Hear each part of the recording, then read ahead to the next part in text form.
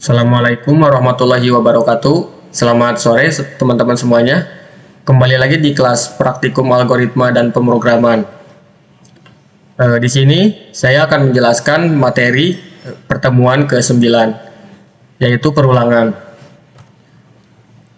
Yang akan kita bahas yaitu di sini ada definisi, ada perulangan for, perulangan while, dan perulangan do while.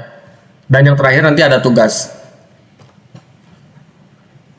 Oke, mungkin definisi perulangan. Perulangan merupakan suatu bentuk kegiatan mengulang suatu statement sampai batas yang diinginkan. Jadi di sini maksudnya si statement tersebut akan diulang selama kondisinya benar dan akan berhenti jika kondisinya sudah salah. Nah, kenapa sih di pemrograman sendiri harus ada perulangan? Misal ada contoh kasus, cetaklah bilangan 1 sampai 10. Misal print 1, kita membuat baris kode print 1, print 2, print 3, print 4 sampai print 10 dengan cara mengkopas. Tentu saja itu sangat tidak efektif. Gimana kalau misalkan ada contoh kasus mencetak bilangan 1 sampai 100 sampai 1000? Masa iya kita harus mengkopas satu persatu sampai 100 atau sampai 1000, dan kita harus mengganti angkanya. Misal kita mengganti angka 1, angka 2, angka 3, angka 4 sampai 100 dan seterusnya. Tentu saja itu sangat lama dan tidak efektif. Maka disinilah perulangan dibutuhkan. Dengan hanya satu baris kode saja kita bisa mencetak, melakukan perulangan sebanyak batas yang diinginkan. Yang pertama itu ada perulangan for.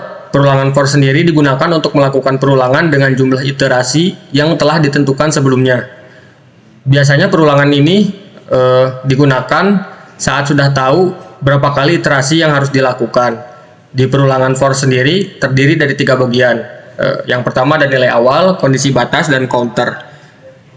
Untuk sintaksnya, ini perulangan for diinisiasi, kemudian di dalam kurung ada nilai awal, kondisi batas, counter. Untuk nilai awal sendiri, misalkan nilai awalnya 1. Kondisi batasnya misalkan akan melakukan perulangan atau mengulang statement sebanyak 5 kali. Dan counter di sini maksudnya yaitu penambahan bilangan atau pengurangan. Misal increment untuk penjumlahan atau decrement untuk pengurangan. Nah, yang di kode blok to be execute, di sini statement atau output yang akan dikeluarkan. Bisa teman-teman lihat ini untuk flowchart dari perulangan for. Di sini ada variabel kondisi batas dan nilai awal. Kemudian di bawahnya ada nilai awal, kondisi nilai awalnya misalkan 1, simbolnya proses ya. Kemudian ini ada perulangan atau kondisinya dengan simbol decision. Di sini kondisinya itu nilai awal kurang dari sama dengan kondisi batas. Kalau misalkan true dia akan melakukan perulangan, kalau misalkan false dia akan berhenti dan finish. Jadi gini, misal kondisi batasnya itu 3. Nah, nilai awalnya itu 1. Nah, nilai awal sama dengan 1, dia akan dicek apakah benar atau salah. 1 itu berarti dia masih kondisinya benar karena di bawah 3. Nah, karena kondisinya benar maka dia akan ke bawah, akan dicetak, jadi print nilai awal. Si 1 tersebut dicetak, kemudian si 1 tersebut atau nilai awal tersebut ditambahkan 1. Nah, di sini counternya itu increment atau penjumlahan. Plus itu artinya ditambahkan 1. Jadi 1 ditambah 1 berarti jadi 2. Jadi nilai awal tersebut yang tadinya 1 jadi 2. Kemudian dia naik lagi, diulang lagi. Si 2 tersebut dia dicek apakah kondisinya masih benar atau udah salah. Jika kondisinya masih benar, 2 tersebut dia akan dicetak dan si 2 tersebut akan ditambah. Nah, yang tadinya 2 ditambah 1 menjadi 3.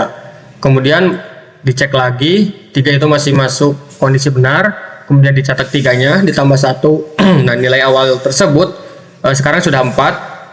Saat 4 itu dia dicek. Nah, 4 itu dia kondisinya sudah salah, sudah tidak benar. Berarti jika sudah salah, dia akan false. Kondisinya sudah false, dia akan langsung berhenti.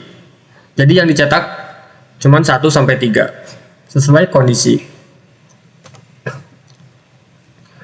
Ini untuk perulangan for, ada contoh codingan atau source code dan output. Di sini ada integer i, ada variabel integer i dan variabel integer n. Variabel i itu dia sebagai nilai awal dan n sebagai kondisi batas. Bisa teman-teman lihat untuk nilai i itu atau nilai awalnya itu 1 dan kondisi batasnya itu 5. Nah, ini untuk sintaksnya jangan lupa. For di dalam kurung i titik koma, i kurang dari sama dengan n atau kurang dari sama dengan kondisi batas, titik koma, kemudian counter incrementnya. Di sini contohnya increment ya, ditambahkan. Nah, kemudian outputnya apa atau statementnya apa? Nah, ini dicetak yang nilai awalnya itu. Bisa teman-teman lihat contohnya, contoh outputnya yang dicetak 1 sampai 5. Oke, yang kedua ada perulangan while. Perulangan while itu digunakan untuk melakukan perulangan berdasarkan kondisi yang diuji sebelum setiap iterasi. Perulangan ini biasanya digunakan ketika jumlah iterasi tidak diketahui sebelumnya. Perulangan while ini sifatnya kondisional, tidak memerlukan nilai awal dan counter. Nah, jadi di perulangan while ini tidak memerlukan nilai awal. Jadi kalau misalkan kita tidak menginisiasi nilai awal dan counter di perulangan while ini bisa. Kemudian perulangan while ini akan terus berlanjut selama kondisi yang diberikan benar. Nah, ini sintaksnya. Nah, untuk contoh sintaksnya ini kita menggunakan kondisi nilai awal sama counter ya. Jadi bisa menggunakan nilai awal sama counter, bisa tidak. Bisa teman-teman lihat sintaksnya nilai awal while, kondisi batas yang di dalam kurung, kemudian statementnya apa, kemudian kondisi counternya, increment atau decrementnya.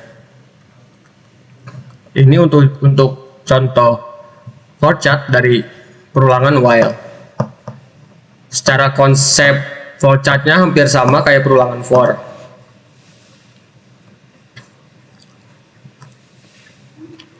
Ini untuk contoh codingannya. Untuk variabel ada variabel nilai awal dan kondisi batas. Nah, ini di baris ke-9 sintaks while-nya, while di dalam kurung kondisinya apa? Berarti kondisinya nilai awal kurang dari sama dengan kondisi batas atau i kurang sama dengan n. Kemudian dicetak nilai awal tersebut, kemudian ditambahkan. Jadi secara penulisan sintaksnya berbeda dengan for tadi. Kalau for itu dia dalam satu baris sekaligus. Kalau misalkan while itu dia yang di dalam kurung kondisinya, kemudian statement yang dicetak atau yang dikeluarkannya apa, kemudian counter increment atau decrementnya. Oke, ini outputnya 1 sampai 5 dicetak. Nah, yang ketiga ada perulangan do while.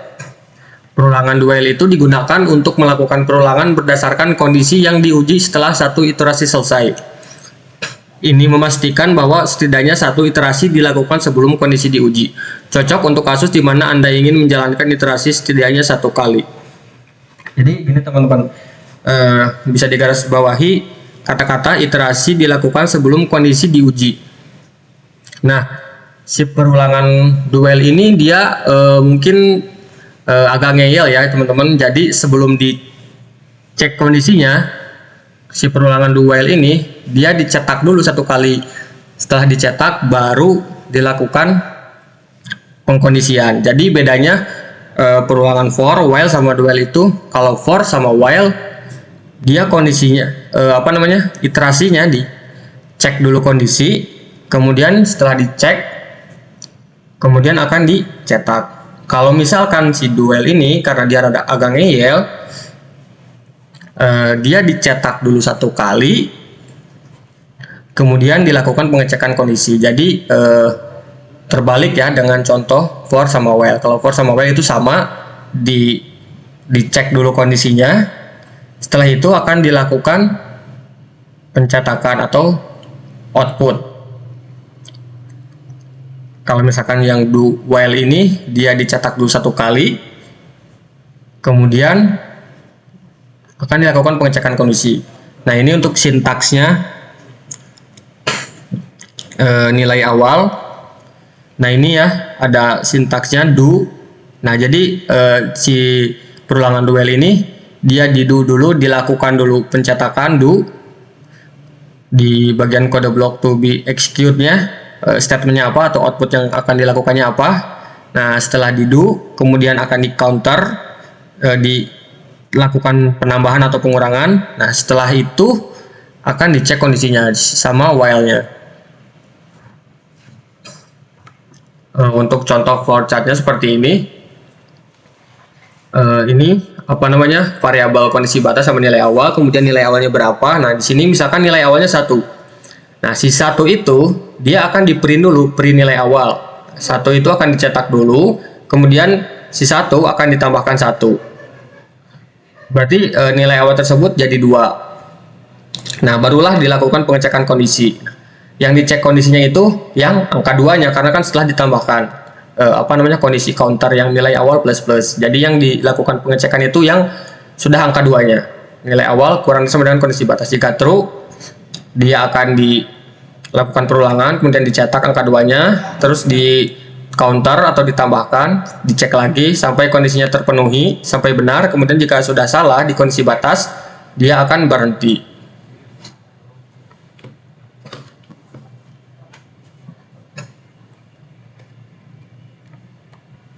Nah, ini untuk contoh codingannya.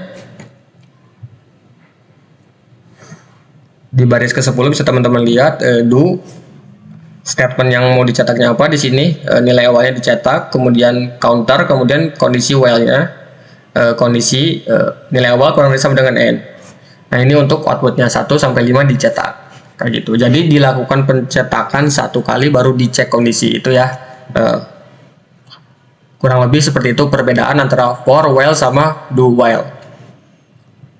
Oke teman-teman, di sini ada contoh lain dari perulangan ya. Di sini contoh perulangan for. Bisa teman-teman lihat di sini ada variabel, ada 5 variabel. Di sini ada variabel i, variabel n, variabel jumlah, variabel rata-rata, dan variabel bilangan atau bil.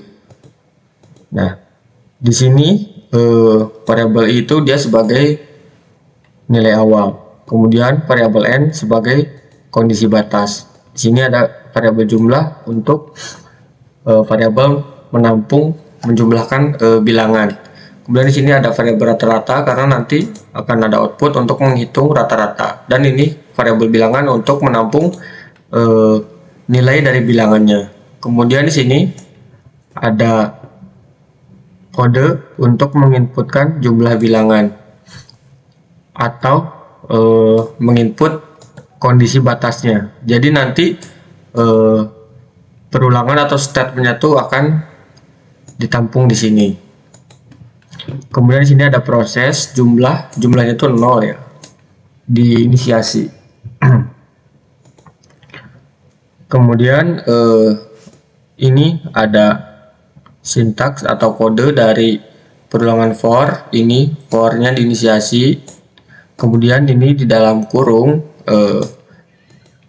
ada nilai awal. Nah, nilai awalnya tuh di sini 1 ya.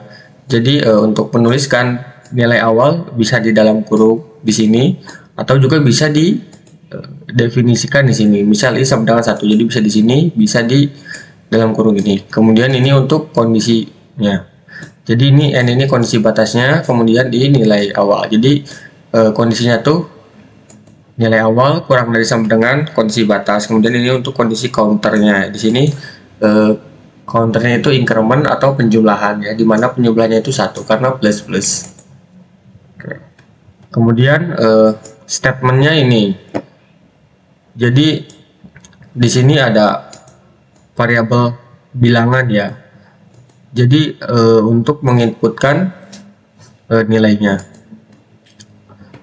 Kemudian ini ada proses jumlah plus sama dengan bil. Jadi nilai bilangan yang diinputkan di sini nanti akan dijumlahkan seluruhnya. Misalkan di sini saat kita menginputkan kondisi batasnya misalkan 3, kemudian dicek di sini akan dilakukan ulangan sebanyak 3 kali, kemudian ini statementnya ini akan dikeluarkan 3 kali ya. Nah, jadi teman-teman nanti akan menginputkan nilai sebanyak 3 kali. Kemudian ini ada proses untuk menghitung rata-rata. Nah, ini rata-rata sama dengan jumlah dari bilangan dibagi n, kondisi batas. Oke, kemudian ini di outputkan untuk rata-ratanya. Oke, mungkin kita akan coba di run. Nah, ini ya. Nah, di sini bisa menginputkan kondisi batasnya. Misal kondisi batasnya tuh 3. Nah, jadi jika kondisi batasnya 3, maka akan dilakukan perulangan sebanyak 3 kali.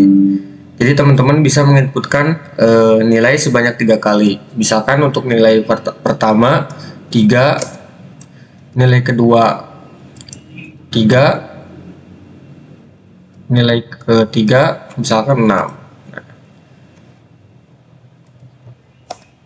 Ini untuk nilai rata-ratanya 4 karena ini dijumlahkan 3 tambah 3 6 ditambah 6 jadi 12, kemudian dibagi 3 karena tadi diprosesnya jumlah bilangan dibagi kondisi batas.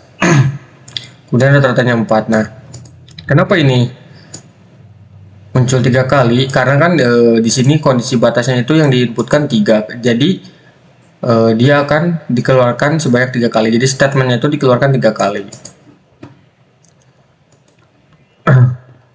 Jadi untuk contoh perulangan for ini kita menentukan batasnya itu secara dinamis atau melalui inputan user kayak gitu. Kalau misalkan teman-teman tadi lihat di contoh sebelumnya, si kondisi batasnya itu didefinisikan jadi secara konstan ya, kayak gitu.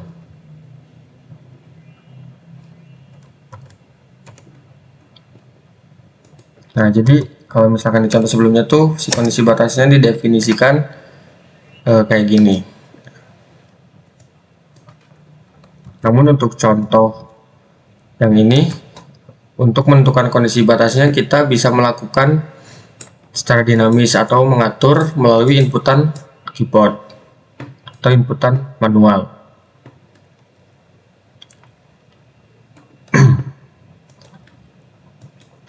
Oke teman-teman, mungkin ini untuk contoh perulangan for.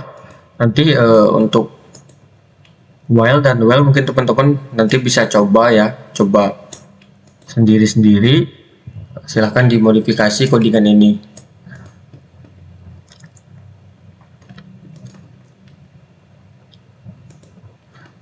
Oke, kemudian yang terakhir di sini ada tugas. Jadi untuk tugasnya itu ini ya teman-teman.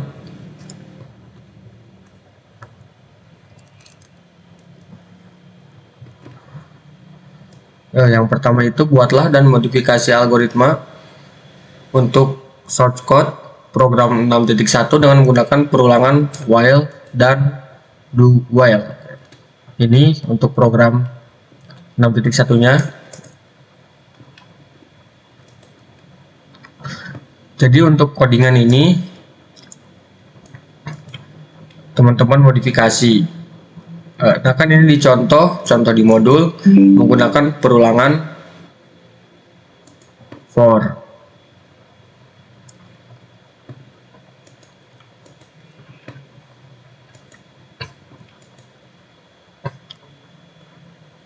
Kemudian teman-teman modifikasi bisa menggunakan perulangan while atau do while. Nah, jadi ini dipilih salah satu ya, bisa while atau do while. Atau juga bisa dicoba dua-duanya, itu lebih bagus.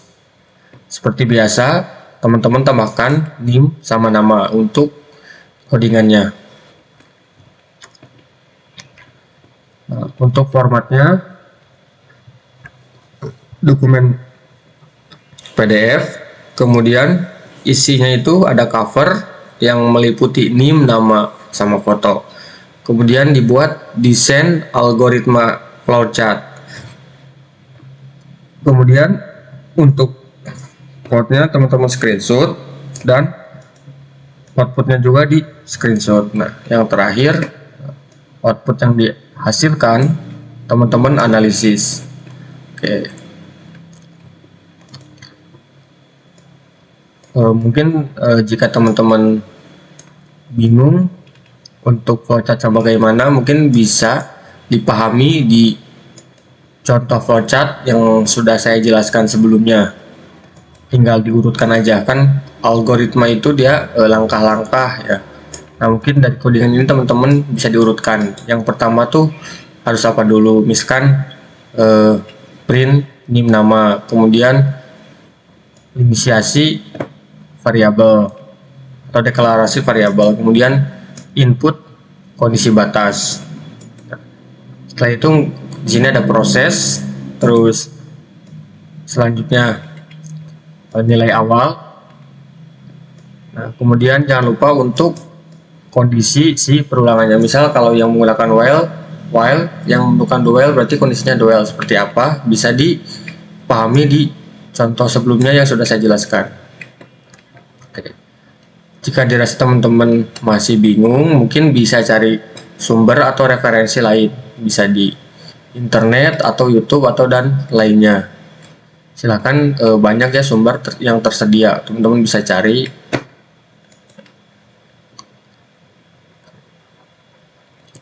Oke teman-teman, mungkin itu saja untuk penjelasan materi pertemuan 9 atau materi PS9 tentang perulangan. Silakan jika teman-teman masih merasa kesulitan, bisa ditanyakan ke kami, ke Asprak.